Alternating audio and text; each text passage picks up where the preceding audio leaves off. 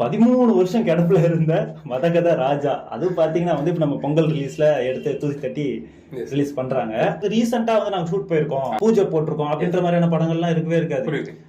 நம்மளே நம்ம அம்மா அப்பா பாத்துருப்பாங்க போல, பூஜை போட்டிருக்கோம் ஷூட் போகுது அப்படின்ற மாதிரி. அந்த மாதிரியான படங்கள்லாம் இப்ப எடுத்து ரிலீஸ் பண்ணிட்டு இருக்காங்க. இப்போ இந்த தியேட்டர் மெல்டிக்கெல்லாம் ஒர்க் ஆகும்னு நினைக்கிறீங்களா? ஏன்னா அந்த டைமுக்கு அந்த ப்ரொடக்ஷன் வேல்யூ, அந்த ஒரு ஸ்டோரி. ஆக்சுவலா இதுல ஒரு படம் நான் வந்து உறுதியா நம்புறேன், மத கஜ ராஜா.